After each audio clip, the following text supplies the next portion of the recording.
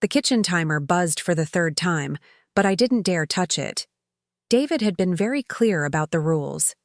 I wasn't allowed to use the kitchen between 6 in the morning and 10 at night unless I was preparing meals for him and his wife.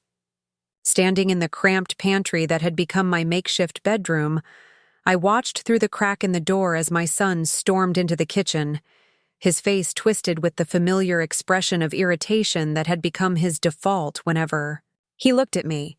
Before we jump back in, tell us where you're tuning in from, and if this story touches you, make sure you're subscribed, because tomorrow I've saved something extra special for you. Mom, he shouted, though I was only 10 feet away. What? Did I tell you about leaving dishes in the sink?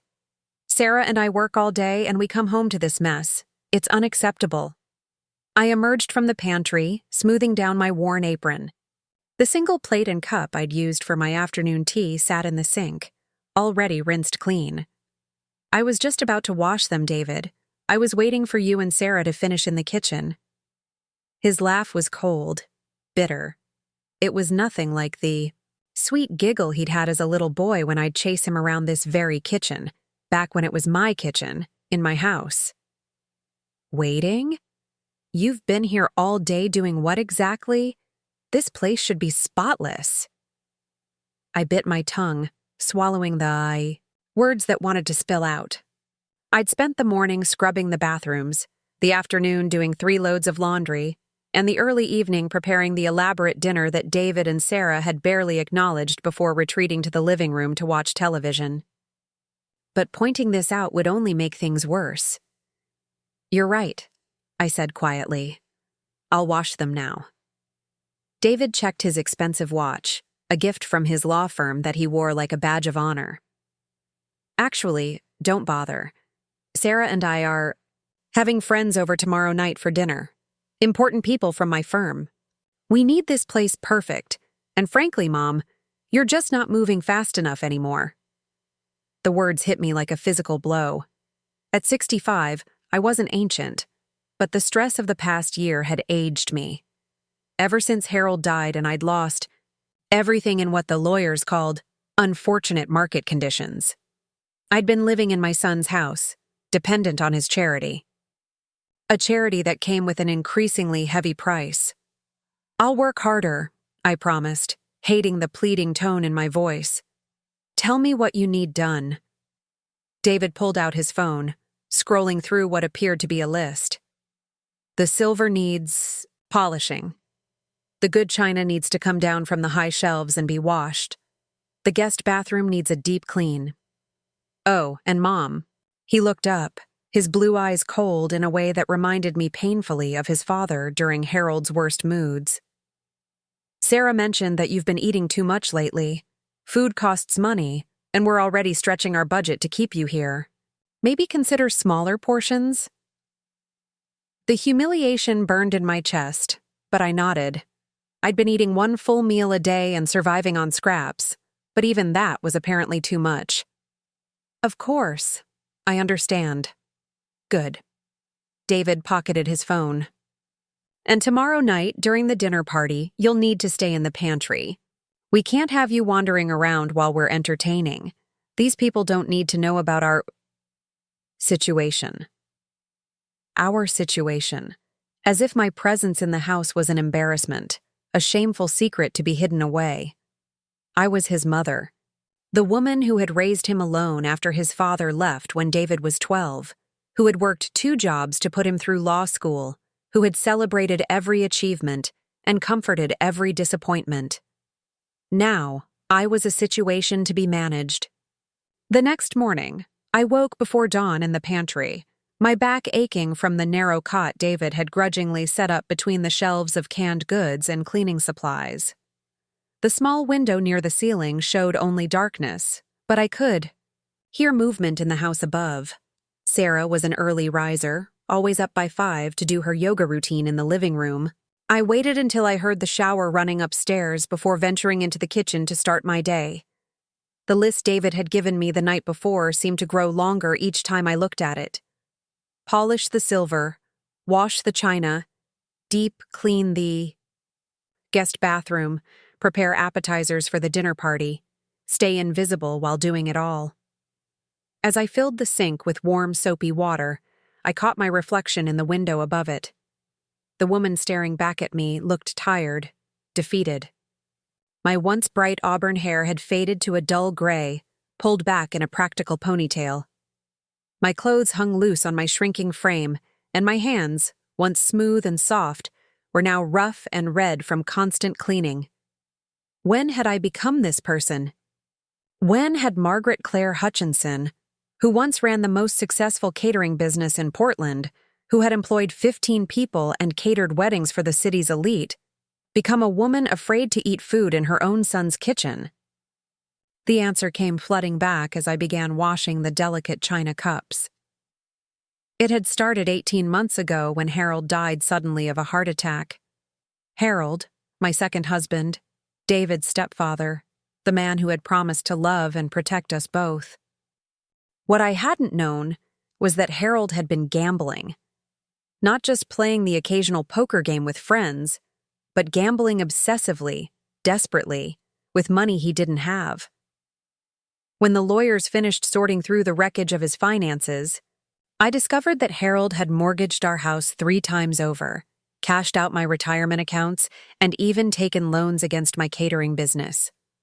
Everything I had built over 30 years was gone, swallowed up by his addiction, and the creditors who came calling the moment he was in the ground.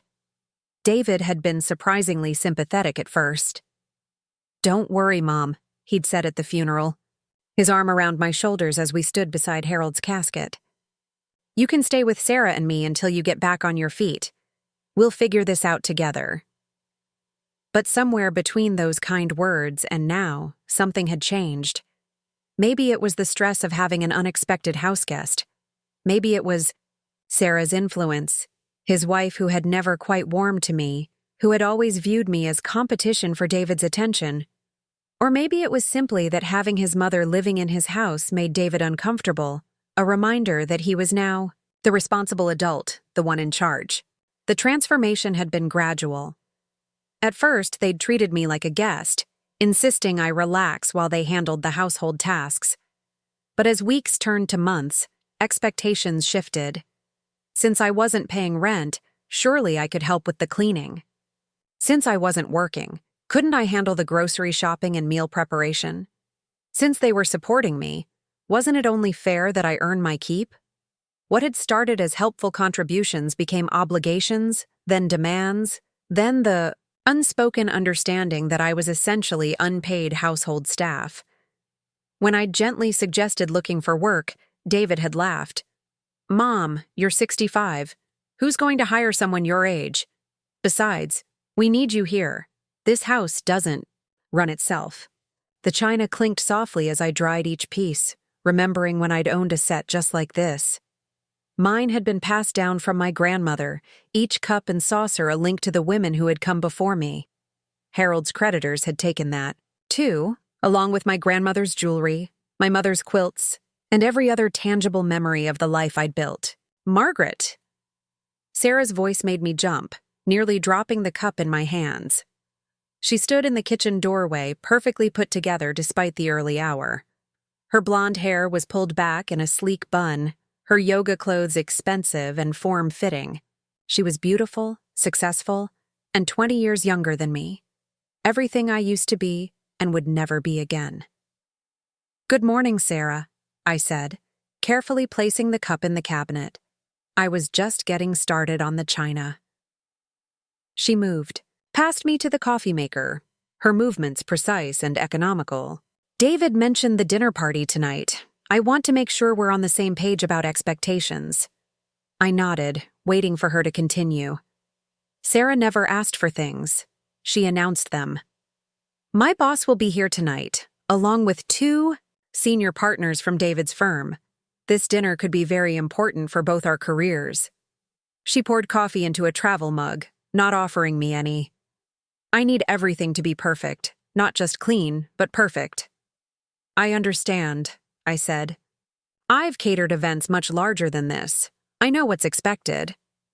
Sarah's laugh was sharp. "Right, your catering business. David told me about that. How exactly did someone who ran a successful business end up in our pantry? The cruelty in her tone was delivered so casually, so matter-of-factly, that it took me a moment to process it. She wasn't asking out of genuine curiosity. She was reminding me of my fall from grace, making sure I knew my place in their household. Hierarchy. Poor choices in men, I suppose, I said quietly, not trusting myself to say more. Sarah stirred sweetener into her coffee. Well, just remember that tonight isn't about you. David and I have worked very hard to build our reputations, and we can't afford any embarrassments. Stay in the pantry after 6, keep the noise down, and please don't come out until after everyone leaves. She swept out of the kitchen, leaving me standing alone among the half-washed dishes. I gripped the edge of the sink, breathing deeply to calm the rage that threatened to overwhelm me. This wasn't grief talking, or stress, or even thoughtlessness. This was deliberate humiliation, designed to put me in my place and keep me there. I thought about my friend Ruth, who had called last week to check on me. "How are you holding up, Margaret?" she'd asked. "David taking good care of you?" I'd lied, of course, told her I was fine, that David and Sarah were wonderful, that I was grateful for their generosity. The truth was too humiliating to admit, even to my oldest friend. Ruth still saw me as the capable, independent woman I'd been for most of my adult life. She didn't need to know that I'd become a servant in my own son's house, too ashamed to ask for help and too proud to admit how far I'd fallen. The morning passed in a blur of polishing and scrubbing. I worked methodically through David's list, checking off each task as I completed it. Preparing and narrating this story took us a lot of time, so if you are enjoying it, subscribe to our channel. It means a lot to us. Now back to the story. The silver gleamed, the china sparkled, the guest bathroom looked like something from a magazine. By noon, my back ached and my hands were raw, but the house was spotless. I made myself a small sandwich for lunch, eating it quickly in the pantry before anyone could comment on my portion size. The bread was stale and the lunch meat sparse, but it was fuel, nothing more. I'd learned to think of food purely as sustenance, not pleasure. Pleasure was a luxury I could no longer afford. The afternoon brought more tasks as Sarah returned, home early to prepare for the evening. She walked through the house with the critical eye of a general inspecting troops, pointing out smudges I'd missed and areas that needed additional attention. I followed behind her, making mental notes, biting my tongue when she criticized work I'd already done twice. "The appetizers need to be ready by 6:30, she said, checking her watch. "I want them to look professional, not homemade. David's boss has very refined tastes." I nodded, already planning the menu in my head. Smoked salmon canapes, stuffed mushrooms, bacon-wrapped scallops. Dishes I'd prepared hundreds of times in my catering days, when clients paid me thousands of dollars for my expertise. Now I was making them for free, for people who would never know that the woman hiding in the pantry had once been their equal. "And Margaret?" Sarah paused in the doorway, her voice deceptively sweet. "Try not to make any noise tonight. These people are very important, and David's nervous enough without worrying about disruptions." The guests began arriving at 7, their laughter and conversation drifting into the pantry where I sat on my cot, trying to read by the dim overhead light. I recognized some of the voices from David's work events I'd attended back when Harold was alive, back when I was still considered family rather than staff. Through the thin wall, I could hear Sarah playing the perfect hostess, charming and witty as she guided the conversation. David's voice carried the confident tone he used when he was trying to impress people, full of legal jargon and self-importance. They were in their element, successful professionals entertaining other successful professionals. And I was in a pantry, surrounded by canned goods and cleaning supplies, invisible and forgotten. The smells from the kitchen made my stomach growl. I'd prepared enough food to feed twice as many people, following Sarah's detailed instructions about presentation and timing. The appetizers had looked perfect when I'd arranged them on the serving platters, worthy of any five-star restaurant. But I hadn't been allowed to taste any of them, and dinner was still hours away. Around 9 o'clock, I heard Sarah's voice in the kitchen, probably getting more wine or clearing plates. I pressed myself further back into the corner of the pantry, making myself as small as possible. The last thing David needed was for one of his important guests to discover his mother living in a closet. "Sarah, this food is incredible," a woman's voice said. "Where did you find your caterer? I've been looking for someone good for months." I held my breath, waiting for Sarah's response. Would she give me credit? Would she mention that the woman who had prepared their perfect dinner was sitting 20 feet away, hidden like a shameful secret? "Oh, I did it all myself," Sarah said, her voice bright with false modesty. "I took some cooking classes a few years ago. I'm so glad you enjoyed it." The lie hit me like a physical blow. Not only was I invisible, but my work, my skills, my contribution to their perfect evening was being claimed by someone else. I was being erased completely, as if I didn't exist at all. I pressed my hand to my mouth to stifle the sob that threatened to escape. This wasn't just about food or credit. It was about dignity, about respect, about being seen as a human being worthy of acknowledgement. And in that moment, sitting in a pantry while my son's wife claimed credit for my work, I realized that I had reached my breaking point. The dinner party continued until nearly midnight. I listened to the sounds of success and celebration, the clinking of glasses and bursts of laughter, all built on my invisible labor. When the last guest finally left and the house fell quiet, I remained in the pantry, staring at the ceiling and trying to figure out how my life had come to this. David appeared in the doorway around 12:30, loosening his tie. "Mom? You awake?" I sat up on the cot, smoothing my hair. "Yes. How was your dinner?" "Perfect," he said, and for a moment, his smile reminded me of the little boy who used to help me in the kitchen, standing on a step stool to reach the counter. Sarah's boss was really impressed. I think this could lead to some great opportunities for both of us. "That's wonderful," I said, and meant it. Despite everything, I wanted David to succeed.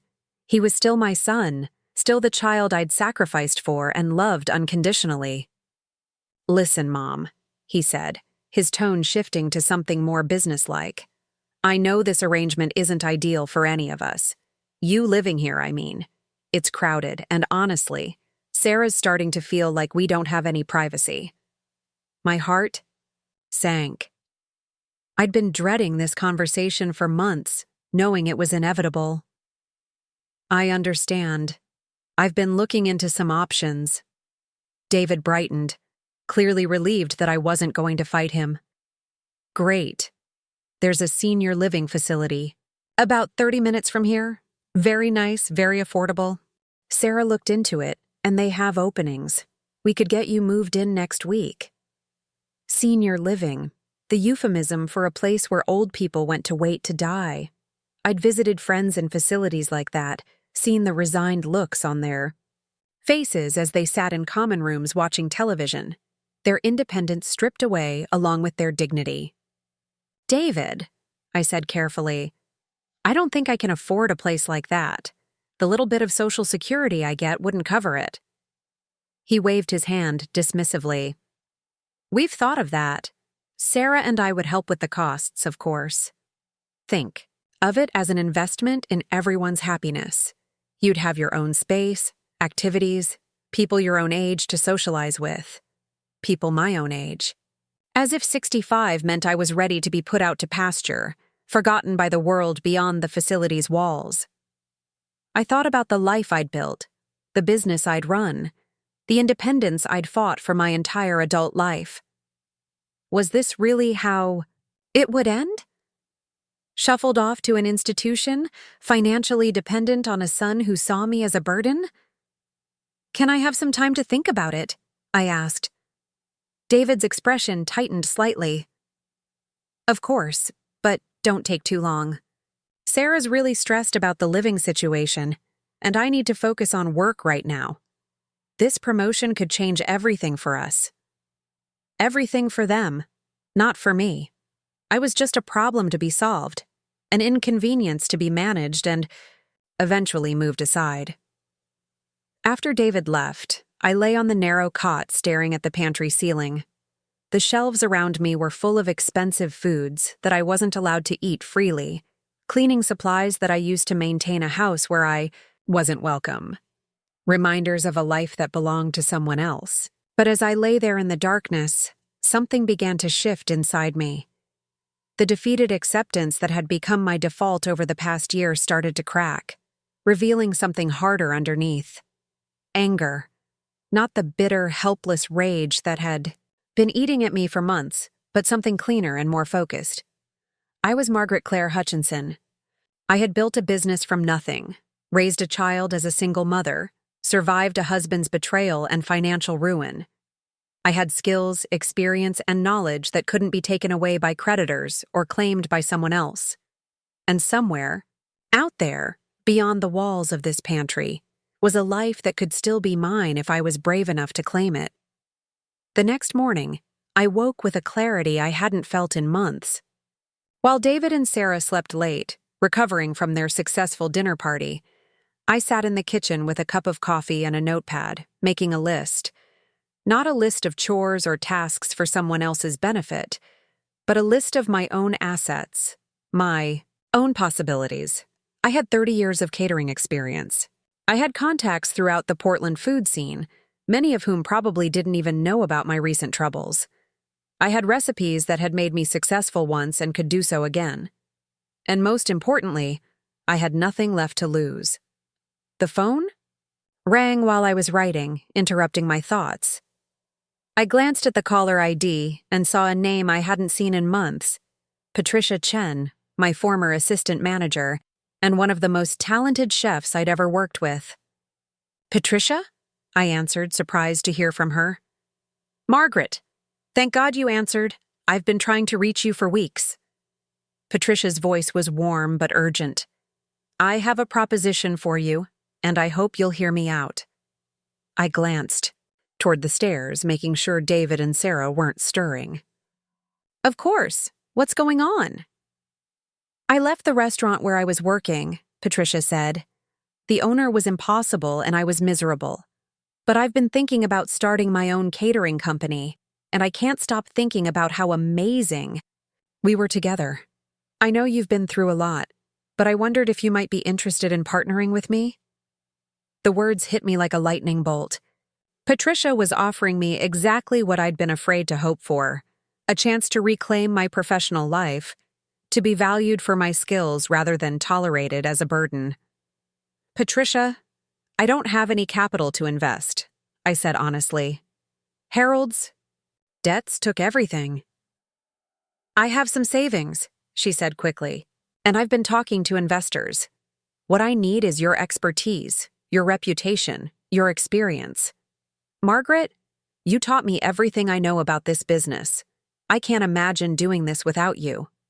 I closed my eyes, feeling something, like hope stirring in my chest for the first time in months. "Tell me more." We talked for an hour, Patricia outlining her business plan, her vision for a high-end catering company that would serve Portland's growing tech industry and affluent neighborhoods. She'd already secured 2 potential contracts and had meetings scheduled with 3 others. What she needed was a partner who could handle the complex logistics of large events, someone with the experience to turn her dreams into reality. "I know it's a risk," Patricia said as our conversation wound down. "Starting over isn't easy, especially after what you've been through. But Margaret, you're the most talented person I've ever worked with. Don't let Harold's mistakes define the rest of your life." After we hung up, I sat in the quiet kitchen, Patricia's words echoing in my mind. Don't let Harold's mistakes define the rest of your life. It was exactly what I needed to hear. A reminder that I still had choices, still had agency in my own story. David appeared in the kitchen around 10, already dressed for work. He moved past me without acknowledgement, pouring coffee and checking his phone with the distracted air of someone whose mind was already at the office. "David," I said, setting down my notepad. "I've been thinking about what you said last night, about the senior living facility." He looked up, hope flickering in his eyes. "And?" "I think I'd like to explore some other options first. I got a call this morning about a potential job opportunity." David's expression shifted to something between skepticism and irritation. "Mom, we talked about this. At your age, it's not realistic to think you're going to find work that pays enough to support you." "This isn't just any job," I said, keeping my voice calm. "It's a partnership opportunity with Patricia Chen. She wants to start a catering company." David set down his coffee cup with more force than necessary. "Patricia Chen? Your old employee? Mom, that's not a real opportunity. That's someone taking advantage of your desperation." The dismissive tone in his voice sparked something hot in my chest. "Patricia was my assistant manager, not just an employee, and she's one of the most talented chefs in Portland." "Chef," David repeated with a laugh. "Mom, you're 65 years old. You can't be running around kitchens 12 hours a day, hauling equipment, managing staff. Be realistic." Realistic. The word that had been used to crush my dreams for months to convince me that my age made me worthless, that my experience meant nothing, that my only option was to accept whatever scraps of charity others were willing to offer. "I ran a successful catering business for 15 years, I said, my voice gaining strength. "I employed 15 people and catered events for some of the most important families in Portland. I think I know what I'm capable of." David sighed. The exaggerated sigh of someone dealing with a difficult child. "That was then, Mom. Things are different now. You're different now. Look at yourself objectively. Look at where you are." Where I was. In a pantry, dependent on his charity, treated like a servant in what used to be my own life. But that wasn't who I was. It was just where Harold's betrayal and my own shock had landed me temporarily. "You're right," I said quietly. "I am different. Now.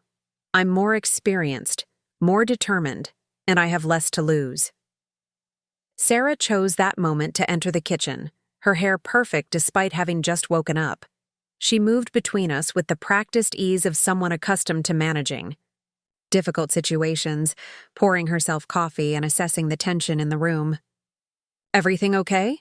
she asked, though her tone suggested she didn't really want to know. "Margaret got a job offer," David said, his voice heavy with sarcasm. "She thinks she's going to restart her catering business." Sarah's perfectly shaped. Eyebrows rose slightly. "Oh, that's ambitious." The word was delivered with surgical precision, designed to sound supportive while actually conveying the opposite. Sarah had perfected the art of the subtle insult, the kind that left you feeling diminished without quite being able to point to what she'd done wrong. "Patricia has investors lined up," I said, addressing Sarah directly. "And we already have potential contracts." "Well," Sarah said, stirring sweetener into her coffee, "I suppose it can't hurt to explore your options. Though you'll want to be careful not to get your hopes up. Starting a business at any age is risky, but at 65. She let the sentence hang, the implication clear. At 65, I was too old, too fragile, too likely to fail to be trusted with important decisions. "I'll be careful," I said. "But I think I owe it to myself to try." David checked his watch and grabbed his keys. "Mom, just promise me you won't make any major decisions without talking to Sarah and me first. We're trying to look out for you, and this Patricia person might not have your best interests at heart." After they both left for work, I sat alone, in the kitchen with my notepad and a fresh cup of coffee. The conversation had crystallized something important for me. David and Sarah didn't just see me as a burden. They saw me as incapable of making my own decisions, too old and fragile to be trusted with my own life. But Patricia's call had reminded me of something I'd forgotten in the darkness of the past year. I was good at what I did. More than good. I was exceptional. The Margaret Hutchinson who had built a successful business from scratch was still inside me, buried under months of grief and humiliation but not destroyed. I spent the rest of the day making calls, first to Patricia, to tell her I was interested and wanted to hear more details. Then to former clients, testing the waters to see if there was still demand for my services. The responses were overwhelming. 3 former clients immediately asked if I was taking on new events. 2 others said they'd been disappointed with their current caterers and would love to work with me again. By evening, I had a clear picture of what Patricia was offering and what it would mean for my future. The partnership would require me to invest my time and expertise, rather than money. I would handle the business development, client relations, and event management, while Patricia focused on menu development and kitchen operations. If successful, the company could provide me with both income and independence. More importantly, it would give me back my identity. I wouldn't be David's burden or Sarah's inconvenience. I would be Margaret Hutchinson, successful businesswoman. Again. When David and Sarah returned home that evening, I was in the kitchen preparing their dinner. The familiar routine felt different now, less like servitude and more like a temporary arrangement that would soon end. "Smells good," David said, loosening his tie. "What are we having?" "Coq au vin," I replied, stirring the sauce. "With roasted vegetables and wild rice." Sarah peered over my shoulder at the stove. "This looks very professional, Margaret. Almost restaurant quality." The compliment was probably meant to be kind, but it struck me as absurd. Of course it looked professional. I was a professional. The fact that they seemed surprised by my competence in the kitchen only reinforced how thoroughly they'd managed to diminish my sense of self-worth. During dinner, I waited for the right moment to share my news. David was in a good mood, talking about a case he'd won that day. Sarah was animated, describing a successful presentation she'd given to a potential client. They were both riding, high on their professional accomplishments, the kind of career satisfaction I'd been missing for over a year. "I had a productive day too," I said when there was a lull in conversation. "I spoke with Patricia again, and I've decided to accept her partnership offer." The words landed in the middle of the dining room like a grenade. David set down his fork, his expression shifting from relaxed contentment to sharp attention. "Mom, we talked about this morning. I thought you were going to be more careful about making major decisions." "I was careful," I said calmly. "I spent the day researching the opportunity, talking to potential clients, evaluating the risks and benefits. This is a sound business decision." Sarah leaned forward, her voice taking on the patient tone she might use with a confused child. "Margaret, I think what David means is that you should consider the practical implications. Starting a business requires enormous energy and commitment. At your stage of life, wouldn't it be wiser to focus on stability and security?" My stage of life, another euphemism for being old, useless, past my prime. I looked across the table, at these 2 successful, confident people who genuinely believed that my age disqualified me from making my own choices about my own future. "I understand your concerns," I said, "but I've made my decision. Patricia and I are meeting with investors next week, and we're planning to launch the company within 2 months." David's face was reddening, a sign that his temper was rising. "And where exactly are you planning to live while you're building this fantasy business?" "Because Sarah and I have already put a deposit down on the senior living facility." The words hit me like cold water. They'd put down a deposit without consulting me, without waiting for my decision. They'd already decided my future and were simply waiting for me to accept it. "You put down a deposit?" I repeated slowly. Sarah had the grace to look slightly embarrassed. "We wanted to secure your spot. These places fill up quickly, and we thought it would be best to be proactive." Proactive? They'd been planning to ship me off to an institution while I sat in their pantry. unaware that my fate had already been decided. The casual way they'd gone behind my back, making major decisions about my life without my input, crystallized everything. That was wrong with our current arrangement. "I see," I said, my voice very quiet. "And what happens if I choose not to move into this facility?" David's patience finally snapped. "Then you'll be making a huge mistake, Mom. You can't support yourself. You have no money, no realistic income prospects, and nowhere else to live. Sarah and I have been more than generous, but we can't subsidize your denial forever." The cruelty of the words, delivered so matter-of-factly, took my breath away. This wasn't concern for my welfare. It was frustration that I wasn't accepting their solution quietly and gratefully. "I've never asked you to subsidize anything," I said, my own temper finally stirring. "I've been cooking, cleaning, and maintaining this house for months without complaint. I'd say I've more than earned my keep." Sarah's laugh was sharp and dismissive. "Earned your keep? Margaret, you're living rent-free in our home, eating our food, using our utilities. A little housework hardly covers those expenses." Our home, our food. The possessiveness in her tone made it clear that I had never been welcome here, had never been considered family. I had been a temporary guest who had overstayed her welcome. I stood up from the table, my hands trembling slightly with suppressed emotion. "You're absolutely right, Sarah. I have been living on your charity, and it's time for that to end." David looked surprised by my calm tone. "Good. I'm glad you're finally being realistic about this." "Oh, I'm being very realistic," I said. "I'm realizing that I've allowed grief and shock to convince me that I was helpless, that I had no choices. But that's not true. I do have choices and I'm choosing to leave." "Leave?"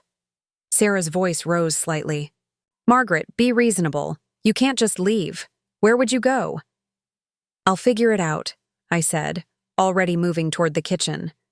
"I've figured out more difficult problems before." David followed me, his expression a mixture of anger and concern. "Mom, this is crazy. You're upset and you're not thinking clearly. Sleep on it and we'll talk in the morning." I turned to face him, this man who was my son but who had become a stranger. "I'm thinking more clearly than I have in months, David. And what I'm thinking is that I've spent too long accepting a situation that was slowly destroying my sense of self-worth." "Your sense of self-worth?" David's voice was incredulous. "Mom, we've been trying to help you. We took you in when you had nowhere else to go." "And I'm grateful for that," I said honestly. "But somewhere along the way, helping turned into controlling, and I became a servant in my own son's house. That's not help, David. That's humiliation." Sarah appeared in the kitchen doorway, her arms crossed. "I think you're being very ungrateful. Margaret, we've given you a home, security, everything you needed." "Everything except respect," I replied. "Everything except the assumption that I'm capable of making my own decisions about my own life." The silence that followed was heavy with years of unspoken resentments and misunderstandings.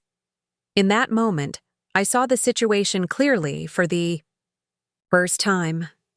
David and Sarah hadn't been trying to help me. They'd been trying to manage me, to find a solution that made them comfortable rather than one that preserved my dignity. "I'll pack my things tonight," I said finally. "I'll be gone in the morning."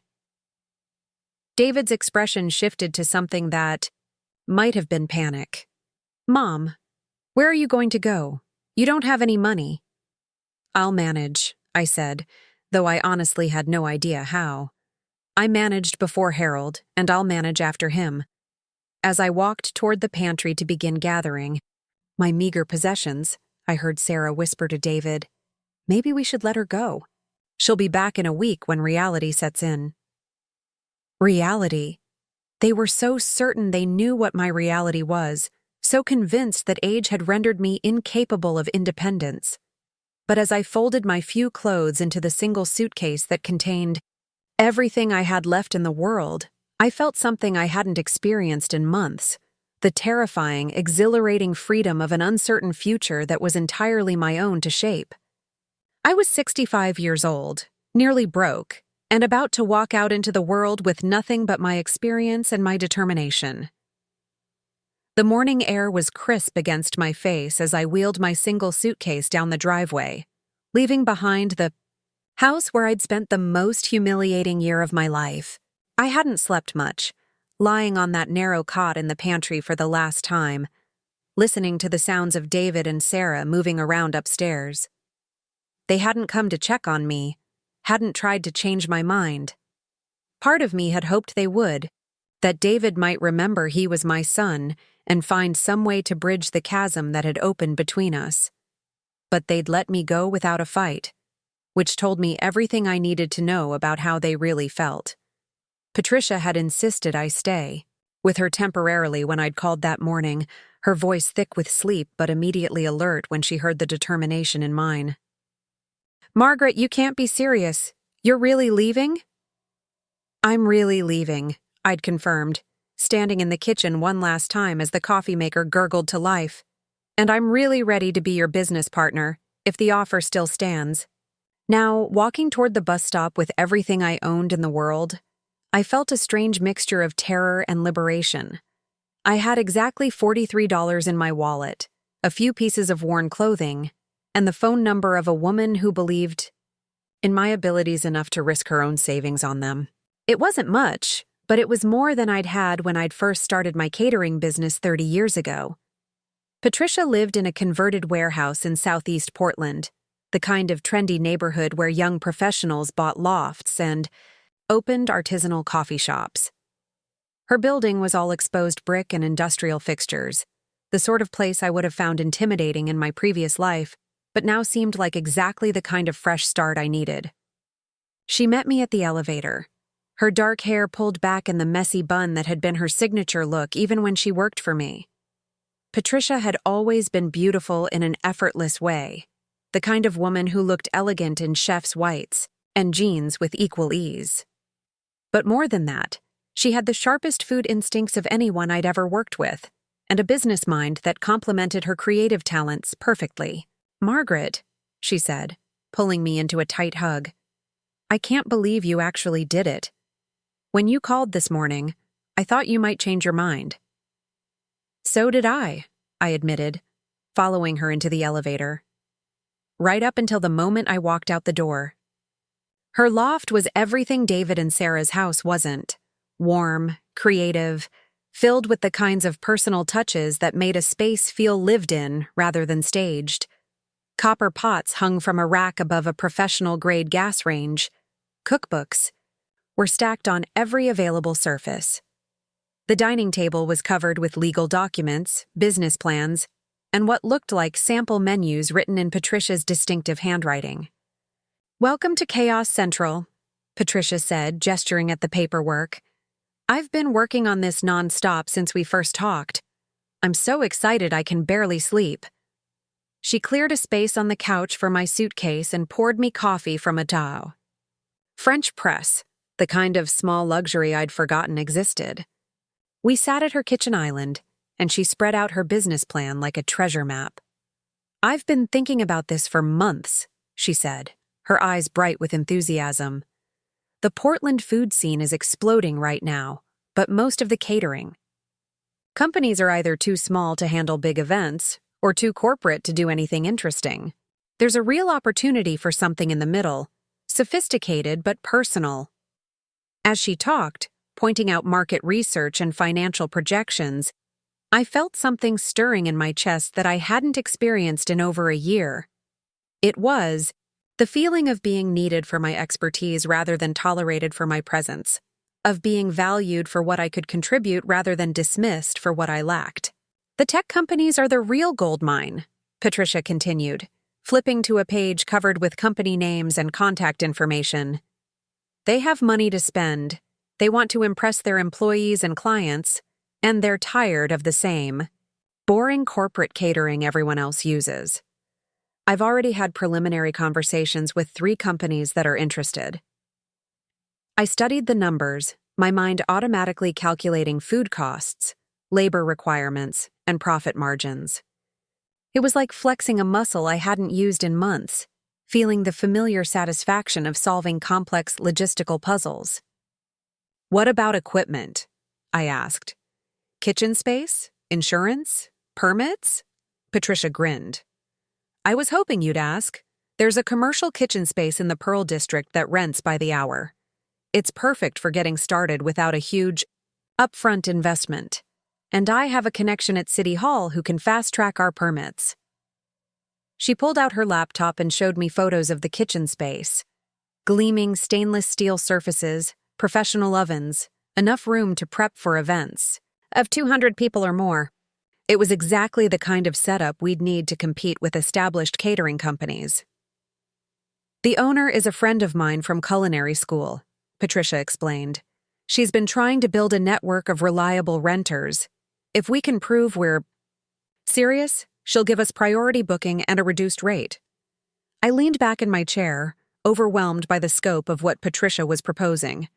It wasn't just a job or even a small business. It was a complete reinvention of my professional life. The kind of fresh start I'd thought was impossible at my age.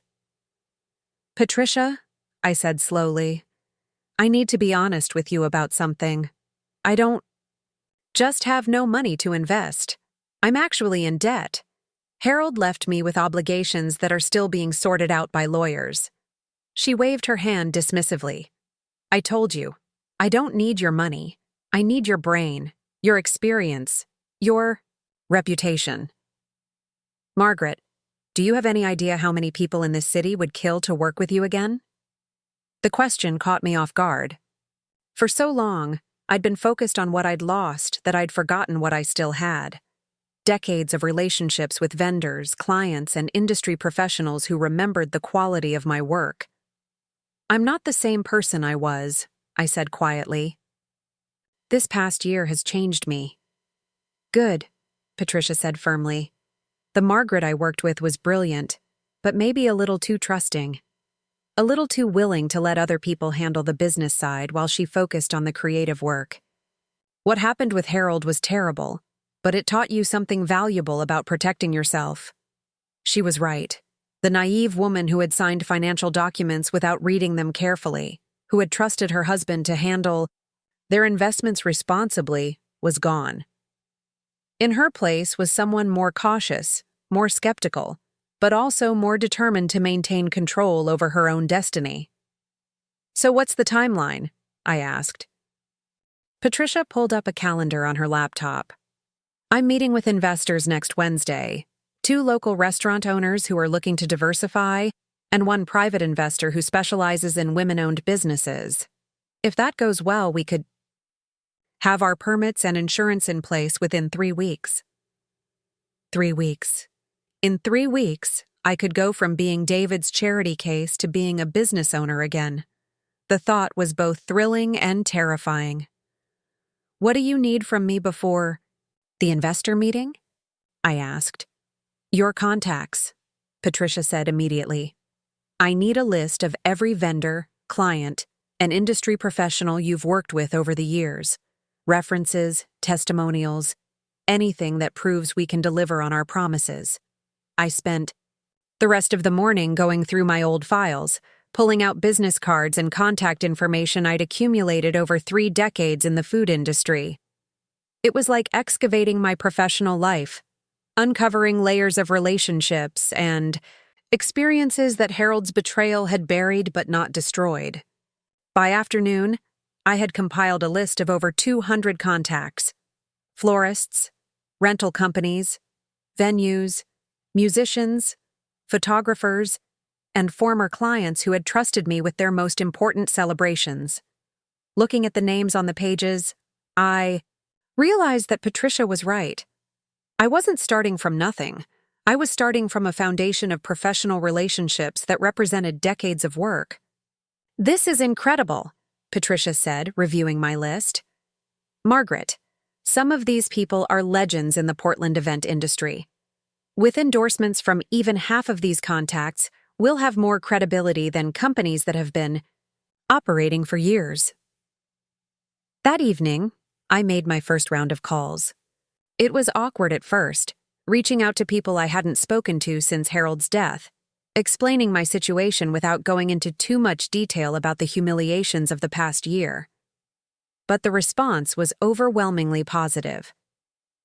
"Margaret Hutchinson!" exclaimed Elena Vasquez, who owned the most sought-after floral design company in the city. "I was just thinking about you last week. A client was asking if I knew anyone who could handle the catering for their daughter's wedding, and I told them there was only one person in Portland I would trust with an event that important." "Are you really starting a new company?" asked Michael Torres, whose specialty linens had graced every upscale event in the city for the past 15 years. "Because if you are, I want to be your first vendor partner. The industry hasn't been the same without you." Call after call revealed the same thing. I hadn't been forgotten. If anything, my absence had made people appreciate what I'd brought to the Portland catering scene. These weren't charity offers or pity responses. They were genuine expressions of professional respect from people who valued my work. By the end of the week, Patricia and I had compiled a portfolio that would have impressed any investor. Letters of recommendation from former clients, commitments from vendors to provide preferential pricing, and testimonials from industry professionals who had worked with me over the years. "Look at this," Patricia said, holding up a letter from the manager of the Portland Art Museum. "She says you were the only caterer they ever worked with who could handle a 1,000-person gala without a single complaint or problem." Reading through the testimonials, I began to see myself through other people's eyes rather than through the lens of my recent failures. To them, I wasn't a 65-year-old woman whose husband had left her financially ruined. I was Margaret Hutchinson, the caterer who had never missed a deadline, never served subpar food, never failed to exceed expectations. The investor meeting was scheduled for Wednesday morning at Patricia's friend's commercial kitchen space. She thought it would be smart to meet somewhere that demonstrated our professionalism, while also giving the investors a chance to see the facility where we'd be working. I spent Tuesday night planning what I would say, practicing answers to the kinds of questions investors typically asked. Patricia had coached me on the financial projections, the market analysis, and the competitive landscape, but I knew that ultimately, they would be investing in us as people, betting on our ability to execute our vision. Wednesday morning arrived gray and drizzly, typical Portland weather that I'd always found oddly comforting. I dressed carefully in the one professional outfit I'd managed to salvage from my previous life, a navy blue suit that was a few years old but still well-tailored and appropriate for a business meeting. Patricia met me at the kitchen space early, wanting to arrive before the investors to make sure everything was perfect. The facility was even more impressive than the photos had suggested, with enough room and equipment to handle any event we could realistically book in our first year.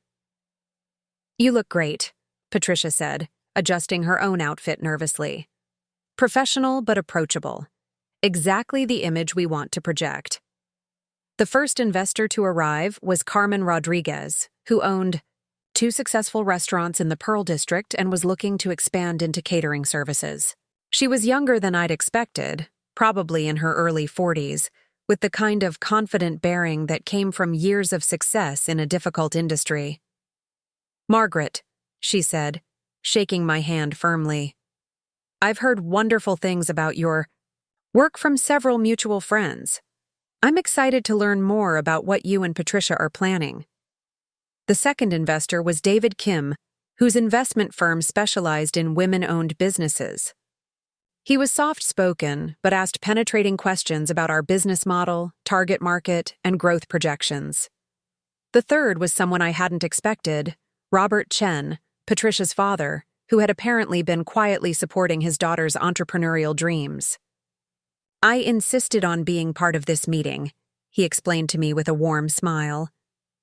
"Patricia has been talking about working with you for years. I wanted to meet the woman who inspired my daughter's passion for the food industry." We spent the first hour walking through Patricia's business plan, explaining our target market and competitive advantages. I found myself relaxing as we talked, feeling more confident and articulate than I had in months. This was my element, talking about food, logistics, customer service, and the complex choreography required to execute flawless events. "Tell me about your biggest catering challenge," Carmen asked. "Something that would have defeated a less experienced team." I thought for a moment, then smiled. 3 years ago, I catered a wedding for 300 guests at a historic mansion with no modern kitchen facilities. The couple wanted a 7-course plated dinner, but we had to prepare everything in a temporary kitchen we built in a tent, with no running water and only portable generators for power. "How did you manage that?" David asked, leaning forward, with interest. "Planning and backup plans for the backup plans," I said. "We pre-prepped everything that could be prepared in advance at our main kitchen, then transported it in temperature-controlled vehicles. We brought our own water in food-grade containers, set up a dishwashing station with multiple rinse cycles, and had backup generators for the backup generators." "Did it work?" Robert asked. "Perfectly," I said. "The wedding was featured in Portland Monthly magazine, and the couple still sends me Christmas cards." Carmen laughed. "That's exactly the kind of problem-solving experience we need in this market. Too many caterers play it safe, stick to simple menus at easy venues. The real money is in the challenging events that other companies won't touch." We spent another hour discussing financial projections, startup costs, and revenue targets. Patricia had done her homework thoroughly, presenting conservative estimates that accounted for the inevitable challenges of launching a new business, while also demonstrating the significant profit potential if we executed our plan successfully. "What's your biggest concern?" David asked me directly. "What keeps you awake at night about this venture?" I appreciated the honesty of the question. "My age," I said simply. "I'm 65 years old, starting over after a major life disruption. Some people see that as a liability, evidence that I'm past my prime or too set in my ways to adapt to a changing market." "And how do you respond to those concerns?" Carmen asked. "With results," I said. "I've been in this industry for 30 years.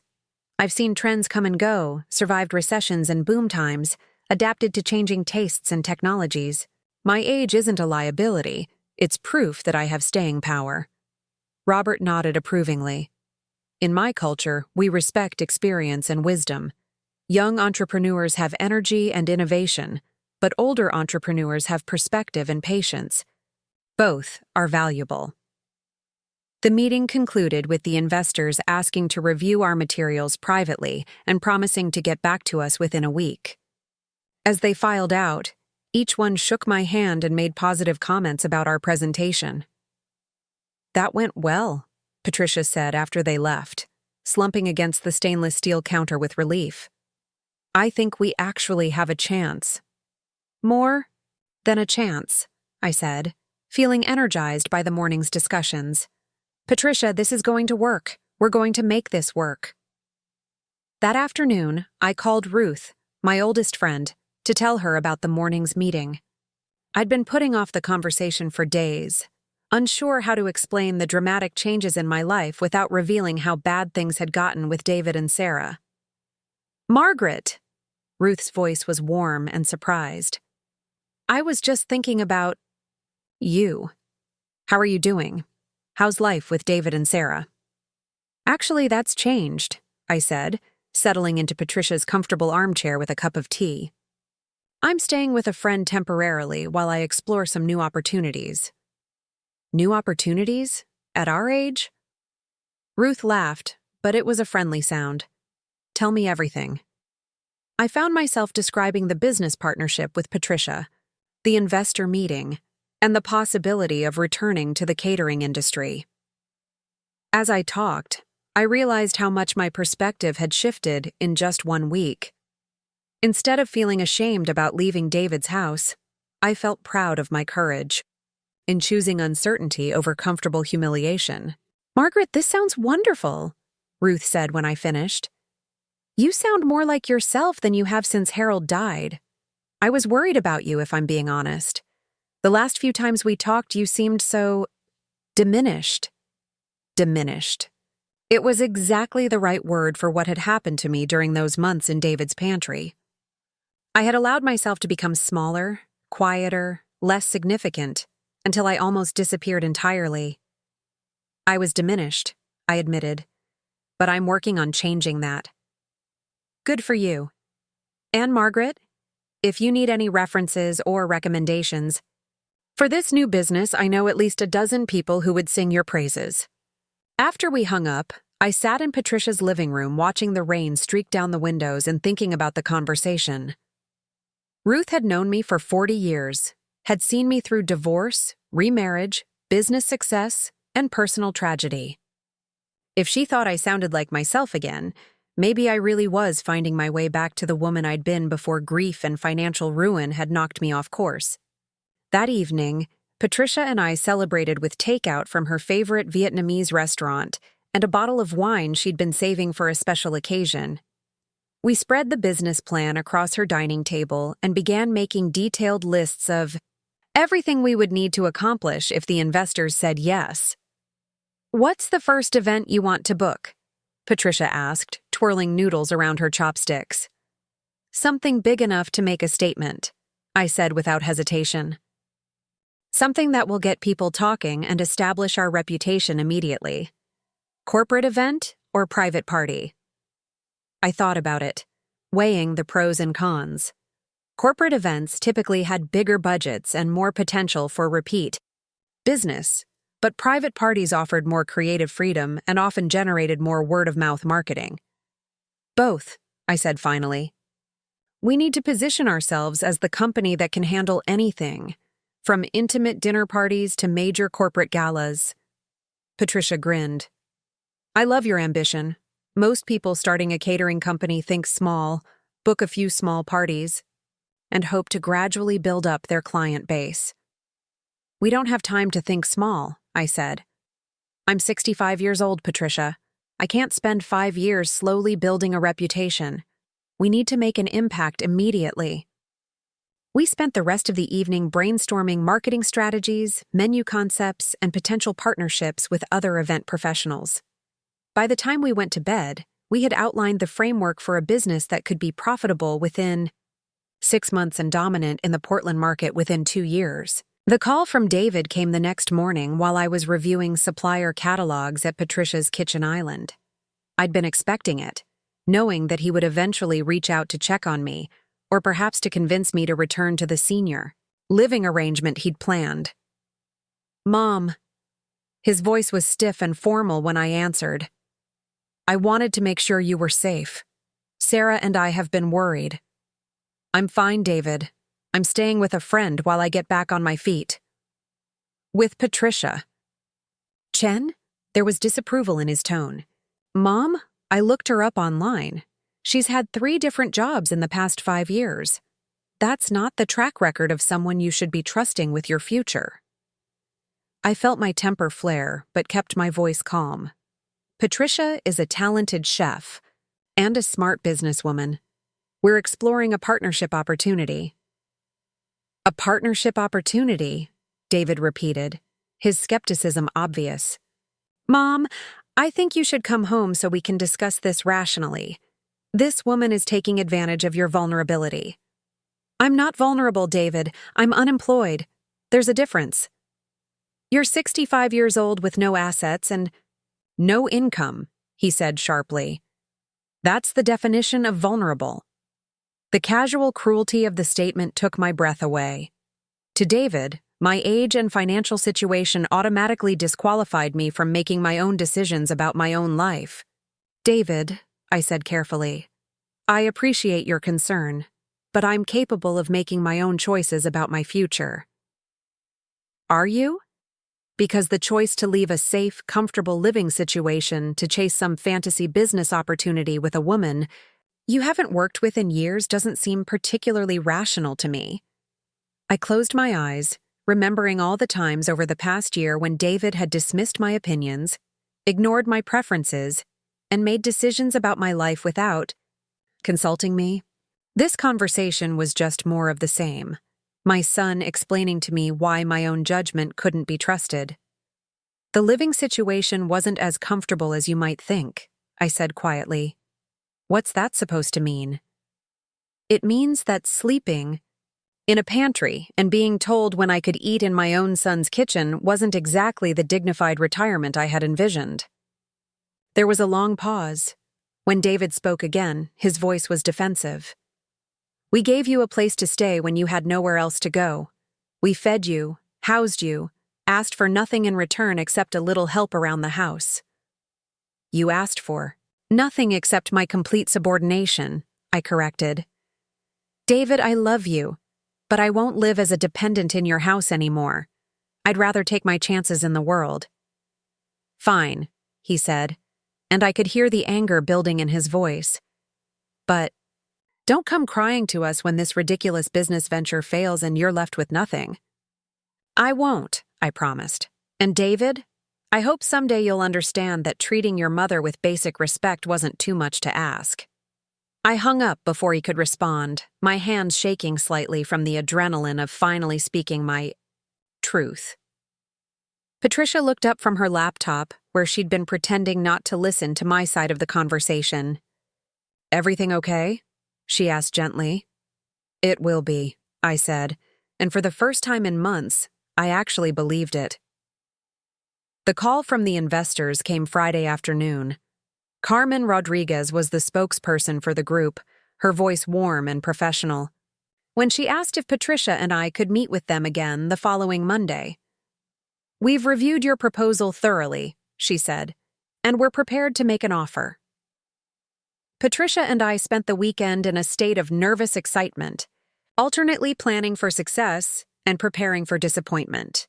We refined our menu concepts, researched commercial insurance options, and even started sketching out a logo design for the company. What are we going to call ourselves? Patricia asked over Sunday morning coffee. I was thinking something that honored both of our contributions, I said. Maybe Hutchinson Chen Catering? Patricia shook her head. This was your industry first, Margaret. Your reputation is what's opening doors for us. How about Hutchinson Catering, with Patricia Chen as executive chef? Absolutely not, I said firmly. This is a partnership, Patricia. Equal partners. Equal recognition. We settled on Portland Artisan Catering, a name that suggested both local roots and high-end service without being tied to either of our personal names. If the business succeeded, it would create its own reputation. If it failed, we wouldn't have damaged our professional names in the process. Monday morning's meeting was held at Carmen's restaurant, a sleek space in the Pearl District that had been packed every night since it opened 2 years earlier. We arrived early, both of us dressed professionally, but trying not to look as nervous as we felt. Ladies, Carmen said as we settled into a corner booth, I'm going to cut right to the key chase. We want to invest in your company. The relief was so intense that I felt lightheaded. Patricia grabbed my hand under the table, squeezing it tightly. The terms are straightforward, David Kim continued, pulling out a folder of documents. We're prepared to provide $50,000 in startup capital in exchange for a 20% equity stake in the company.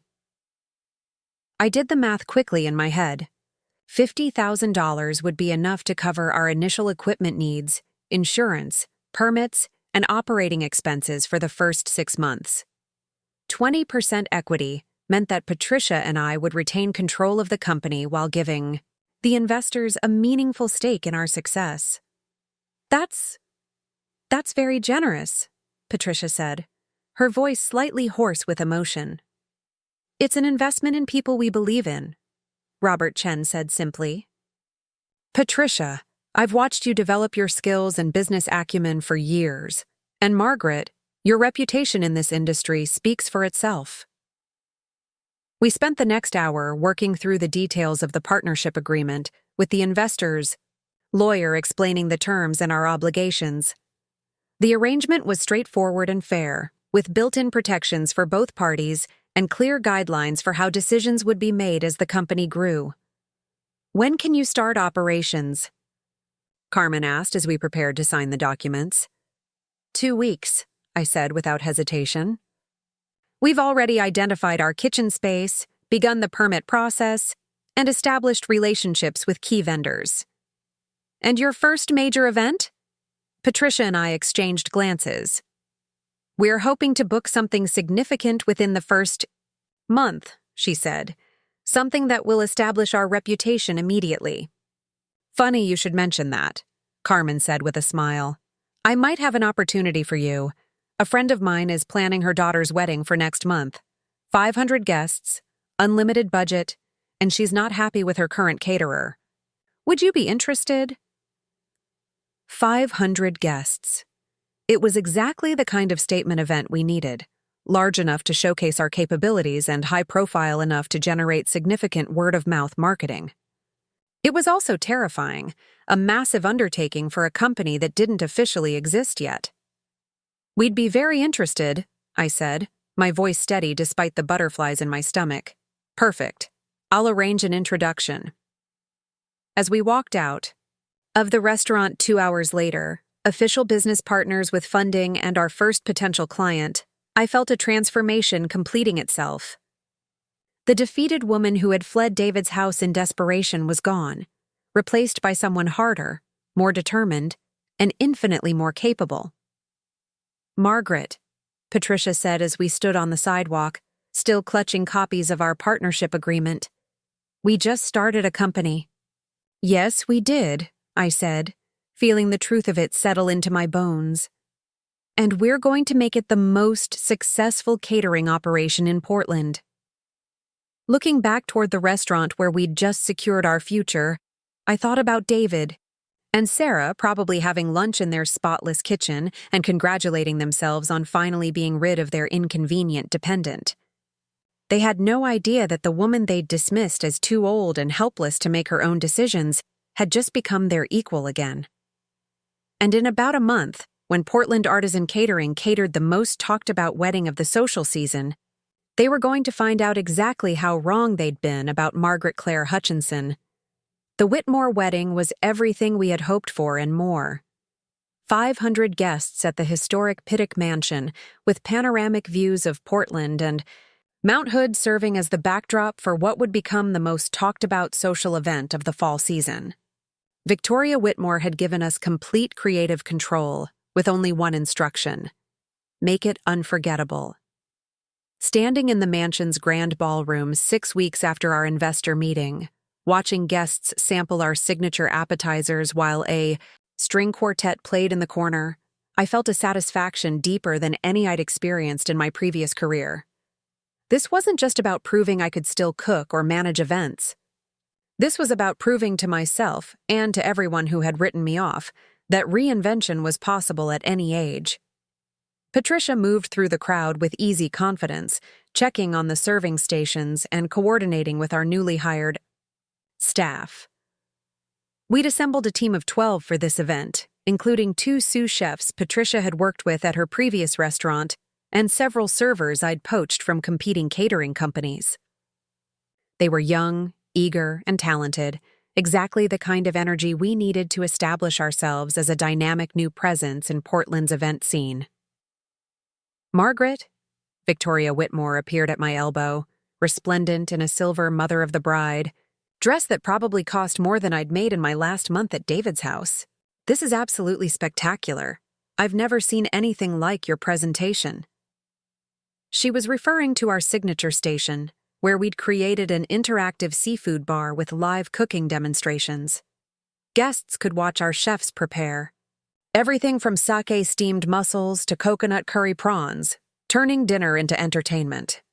It was exactly the kind of innovative approach that traditional catering companies avoided because it required more skill and coordination than standard buffet service. Thank you, Victoria.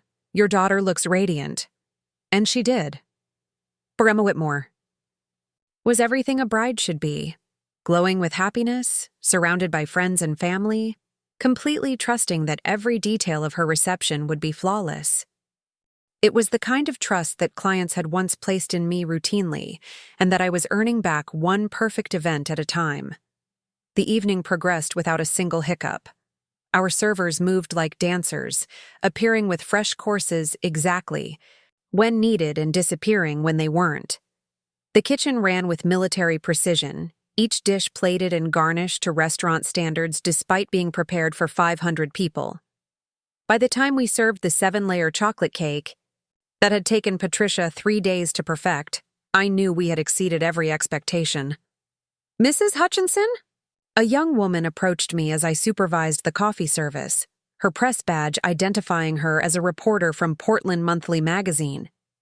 "I'm Sarah Chen, food and lifestyle editor. Could I speak with you about tonight's event?" An hour later, I found myself being photographed next to our dessert station, explaining our philosophy of combining traditional catering excellence with contemporary culinary innovation.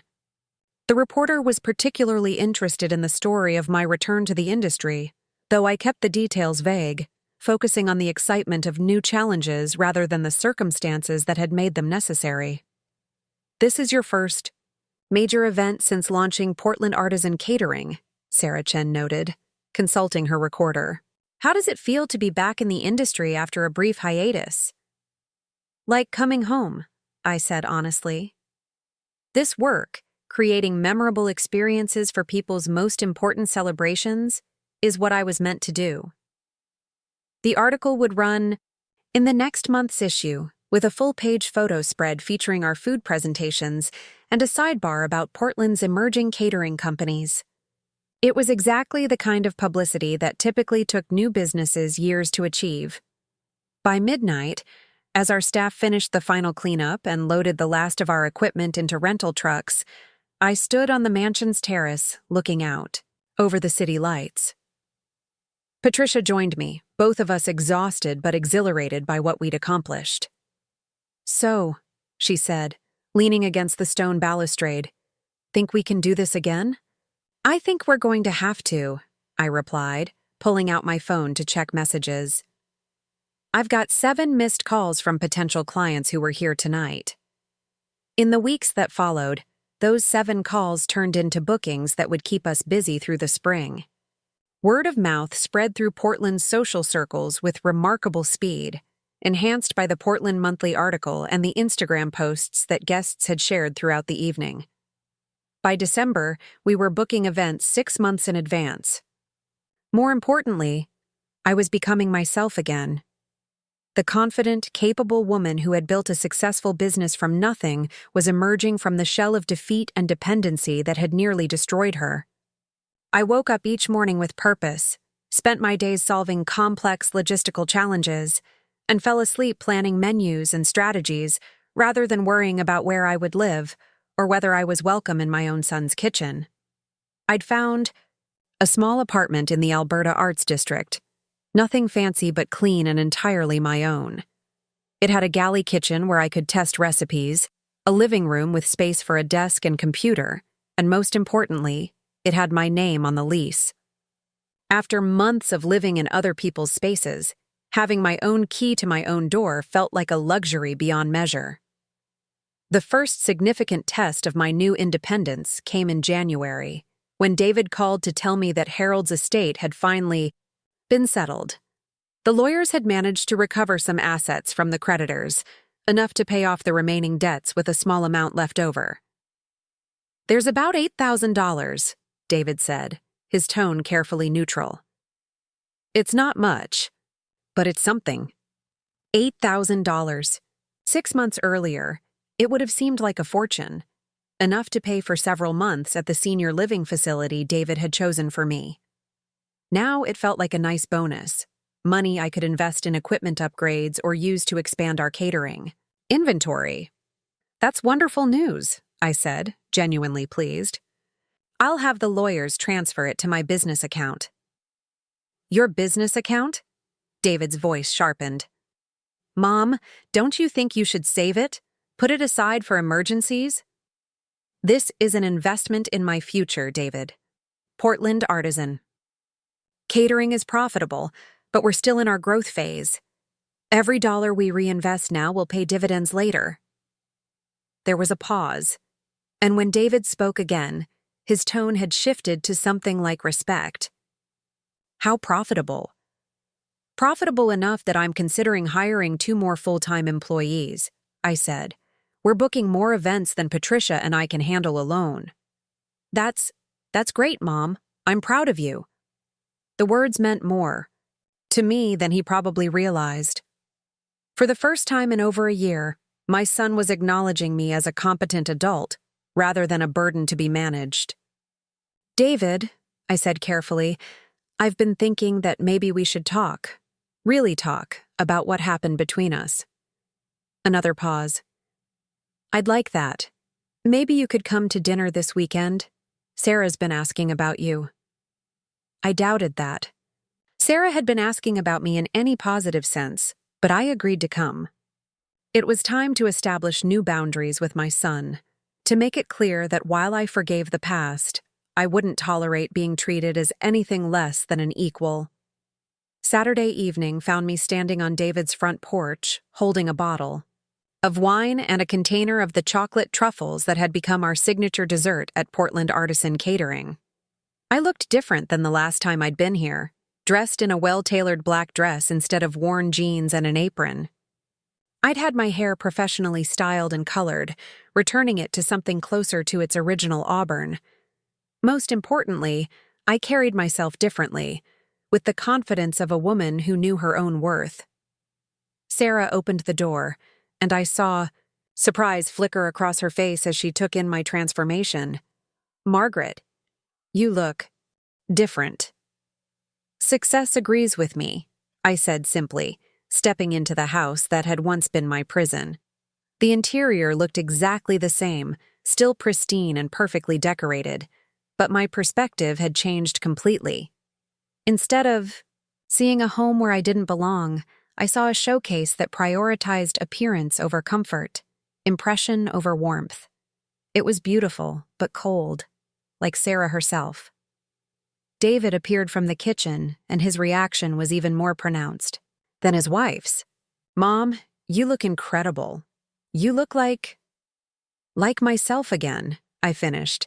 It's amazing what having your own life can do for your appearance. We settled in the living room with cocktails, and I noticed that they were serving appetizers I'd prepared during my time here. The same stuffed mushrooms I'd made for their dinner parties, presented now as if they were Sarah's own creation. I didn't comment, but I filed the observation away as confirmation of how thoroughly they had taken my contributions for granted. Tell us about the business, David said, and for the next hour I found myself describing the growth of Portland, Artisan Catering, the high-profile events we'd catered, and the expansion plans Patricia and I were developing. You're really making money at this? Sarah asked, her tone suggesting she found the idea improbable. Last month we grossed $42,000, I said matter-of-factly. After expenses and payroll, Patricia and I each cleared about $8,000. It's not a fortune, but it's a very respectable income for a business that's been operating for less than 6 months. The numbers clearly impressed David, whose legal mind automatically began calculating annual projections. That's over $90,000 a year each, if you can maintain that level. We're projecting higher growth for next year, I said. We're already booking spring weddings, and we've been approached about catering several major corporate events. Sarah set down her wine glass with a small clink. I have to admit, Margaret, I'm surprised. When you left here, I didn't think. You didn't think I was capable of supporting myself, I finished gently. I understand. But Sarah, I spent 30 years building and running a successful business before I married Harold. The skills didn't disappear just because he made some terrible financial decisions. David leaned forward, his expression serious. Mom, I owe you an apology. The way we treated you, especially toward the end, wasn't right. I was frustrated and stressed about the financial burden, but that's no excuse for how we handled things. The financial burden, I repeated slowly. David, I more than earned my keep in this house. I cooked, cleaned, and maintained this property for months. If you'd been paying me minimum wage for the hours I worked, It would have cost you more. Then my room and board. Sarah shifted uncomfortably in her chair. We never asked you to do all that work, Margaret. You volunteered. I volunteered because I felt obligated to justify my presence here, I said. Because you made it clear that I was a charity case who needed to earn her keep. The room fell silent, the weight of unspoken resentments finally being acknowledged. I could see David processing my words, perhaps recognizing for the first time how his attempts to help had actually felt like humiliation. I'm sorry, he said finally. I thought I was protecting you, providing you with security. I didn't realize how it must have felt. It felt like disappearing, I said honestly, like becoming invisible in my own son's life. That was never our intention, Sarah said, though her tone suggested she wasn't entirely convinced of her own words. Maybe not, I agreed, but intentions don't always align with impact. We moved to the dining room for dinner, and I noticed that Sarah had prepared a menu I would have been proud of. The conversation gradually shifted to lighter topics, updates on David's work and Sarah's career, mutual friends and family news. It felt almost normal, like a regular family dinner between equals rather than the tense negotiations that had characterized our interactions during my time here. As the evening wound down, David walked me to my car, his expression thoughtful in the porch light. Mom, he said as I unlocked my door, I'm proud of what you've accomplished, and I'm sorry it took me so long to see that you didn't need rescuing. You just needed support. There's a difference, I agreed. Rescuing implies helplessness. Support implies partnership. He nodded, understanding passing between us for the first time in months. Maybe we could have lunch sometime this week. I'd like to hear more about your business plans. I'd like that, I said, and meant it. Driving home through the quiet Portland streets, I reflected on how much had changed since the last time I'd left this house. Then I'd been fleeing in desperation, with no clear plan and no certainty about my future. Now I was returning to my own apartment, my own business, my own life built on my own terms. The success of Portland Artisan Catering continued to exceed our most optimistic projections. By spring, we had hired 4 full-time employees and were operating out of our own commercial kitchen space. Patricia and I had found our rhythm as business partners, with her handling the creative side of menu development while I managed client relations and event logistics. More importantly, I had regained something I'd thought I'd lost forever: the respect of my peers and the satisfaction of work that challenged and fulfilled me. Industry magazines featured our innovative approach to catering, and we were invited to participate in Portland's most prestigious food festivals. The validation was satisfying, but what mattered more was the simple fact that I woke up each morning excited about the day ahead. I had purpose again, goals that extended beyond mere survival, dreams that seemed achievable rather than impossible. One afternoon in late April, as I was reviewing contracts for 3 major summer events, Patricia burst into my office with an expression of barely contained excitement. Margaret, you're not going to believe this. I just got off the phone with the event coordinator for the Portland Art Museum's annual gala. I looked up from my paperwork, intrigued by her tone. The museum gala was one of the city's most prestigious social events, attended by Portland's cultural and business elite. It was the kind of contract that would establish us as the premier catering company in the city. They want us to cater the gala, Patricia continued, practically bouncing on her feet. 800 guests, unlimited budget, complete creative control. Margaret, this is it. This is the event that will put us on the map permanently. 800 guests. It would be the largest event we'd ever attempted, requiring weeks of preparation and coordination with vendors across the city. It would also be visible to every influential person in Portland, the kind of showcase that could make or break a catering company's reputation. When is it? I asked, though I was already mentally calculating logistics and staffing requirements. October 15th. 6 months to plan and prepare. I stood up from my desk, moved to the window overlooking our kitchen, where our staff was preparing for that evening's events. Patricia and I had built something remarkable here, a business that honored traditional excellence while embracing innovation and creativity. We deserved this opportunity, and more importantly, we were ready for it. "Call them back," I said, turning to face Patricia with a smile. "Tell them we accept." The next 6 months passed in a blur of menu tastings, vendor meetings, and logistical planning. The museum gala would feature 12 different food stations, each representing a different culinary tradition from around the world. It was ambitious even by our standards, requiring us to source specialty ingredients from suppliers across the country and coordinate with artists who would help create themed presentations for each station. As October approached, I found myself working longer hours than I had since my original catering company's busiest years. But instead of feeling exhausted, I felt energized, driven by the knowledge that this event would represent the culmination of everything Patricia and I had worked to achieve. The night of the gala, I stood in the museum's main exhibition hall, watching 800 of Portland's most influential citizens sample our creations while admiring the artwork that surrounded them. Our Korean barbecue station was drawing crowds, as was Patricia's interpretation of traditional French patisserie techniques. The fusion of food and art created an atmosphere unlike anything I'd experienced in 30 years of catering. "Mrs. Hutchinson?" A familiar voice made me turn, and I found myself face to face with David and Sarah, both dressed elegantly for the evening's festivities.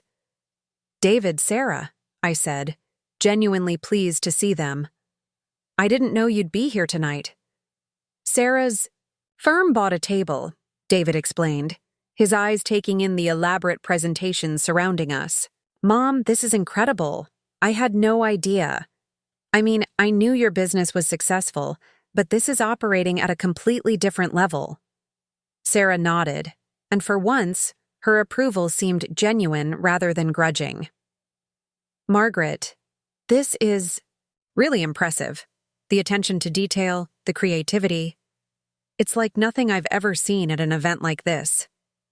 I thanked them and excused myself to check on the kitchen operations, but their presence at the gala felt symbolic somehow. 6 months earlier, they had seen me as a burden, someone whose age and circumstances made her a liability rather than an asset. Now they were witnessing the evidence of what I'd always been capable of, what I'd never stopped being despite their inability to see it. The evening concluded with a standing ovation for our team, recognition from the museum's board of directors, and booking inquiries from at least a dozen potential clients. As Patricia and I supervised the final cleanup, both of us exhausted but triumphant, I realized that we had achieved something beyond mere business success. We had proved that reinvention was possible, that starting over didn't mean settling for less, and that age was no barrier to excellence when combined with experience, determination, and the courage to demand respect rather than accept charity. Looking back on that year, from the humiliation of sleeping in David's pantry to the triumph of catering Portland's most prestigious social event, I understood that everything had been necessary. Harold's betrayal had stripped away the illusions that had made me vulnerable. David's treatment had forced me to choose between dignity and security. And Patricia's partnership had given me the chance to rebuild not just my career, but my sense of self-worth. I was Margaret Claire Hutchinson, 66 years old, successful businesswoman, and proof that it's never too late to reclaim your life. The woman who had once been told to eat less and stay invisible had become someone who commanded attention and respect through the simple act of refusing to accept anything less than she deserved. And as I locked up our commercial kitchen that night, already planning for the next day's events, I knew that the best was yet to come. Up next, you've got 2 more standout stories right on your screen. If this one hit the mark, you won't want to pass these up. Just click and check them out.